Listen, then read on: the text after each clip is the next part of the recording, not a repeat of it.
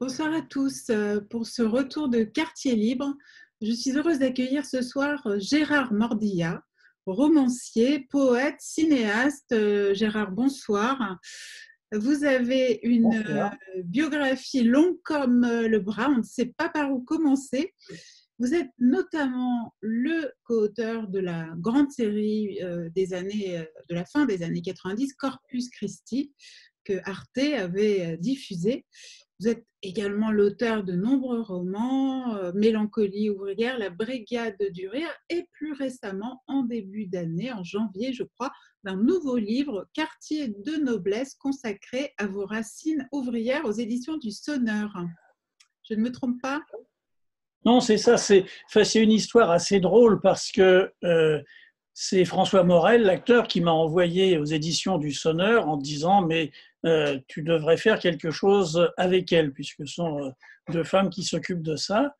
Et donc, je les ai rencontrés, on a eu une discussion extrêmement sympathique. Je n'avais pas la moindre idée de quoi je pouvais parler. Je ne fonctionne pas du tout sur ce genre de choses. Et on s'est quittés bons amis. Et en partant, Valérie Millet, qui est l'éditrice, m'a offert le livre de Jack London qui donne son nom à la série, enfin la collection, pardon, qui est Ce que la vie signifie pour moi. Et bon, je suis parti avec mon livre et dans le métro, j'ai commencé à lire Jack London. Et là, soudain, mon cœur s'est arrêté. Parce que Jack London explique au début que, né dans la classe ouvrière, il n'a eu qu'une ambition dans la vie, que de s'élever dans la société, de fréquenter les élites, de fréquenter le beau monde, etc. J'ai trouvé ça stupéfiant parce que je suis moi aussi né dans la classe ouvrière et s'il y a bien une idée qui ne m'a jamais traversé l'esprit, c'est bien celle-là, d'une quelconque élévation. D'ailleurs, par une raison tout à fait paradoxale, mais profonde, qui est que, appartenant à la classe ouvrière, je ne voyais pas ce qu'il y avait de supérieur à la classe ouvrière, puisque si on écoute la célèbre injonction de Marx à transformer le monde, eh bien, qu'y a-t-il de plus grand que de vouloir transformer le monde?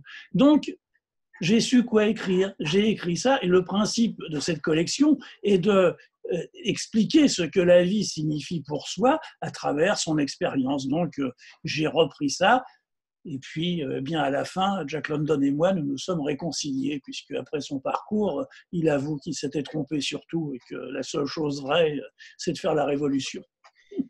Aux éditions du Sonneur, donc pour ceux qui veulent le découvrir, mais il n'y a pas que ça dans votre année 2020. Il y a aussi bien sûr une grande série documentaire appelée Travail, salaire, profit, que vous avez coécrite avec notre ami Bertrand Roté, que je salue chaleureusement ce soir. Une série diffusée en 6 épisodes sur Arte que l'on peut, je crois, je parle sous votre contrôle, se procurer sur le site Arte en ligne, en VOD ou en DVD.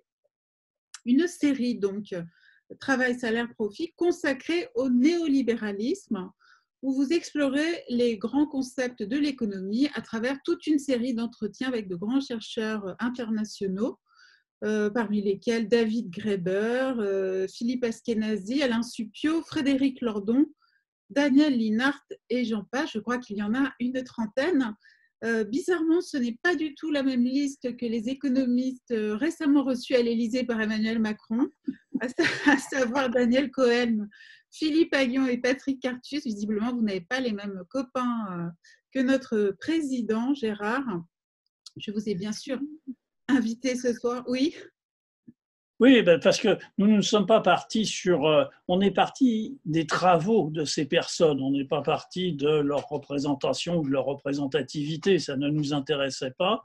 Et donc, ça a été un long travail de préparation, de rencontres, de discussions pour arriver à justement avoir à la fois un éventail assez large de points de vue, d'analyse, de recherche sur les questions économiques, mais justement, et d'ailleurs ça en a surpris plus d'un, notamment dans la presse, il n'y avait pas là les habituels soi-disant économistes ou éditocrates qui font des leçons d'économie sans rien y connaître, parce qu'on se plaçait du côté de la réflexion, et je l'espère, et j'en suis certain, de l'intelligence. Donc c'était un travail critique au sens pardon, au sens kantien, quoi, de déterminer la chose réelle, d'essayer de comprendre ce qu'était réellement l'économie et puis surtout de bien faire saisir au public qu'il y a tout un discours médiatique qui dit l'économie, de toute façon c'est très compliqué, vous n'y comprenez rien, vous inquiétez pas, il y a des experts qui vont vous expliquer tout ça.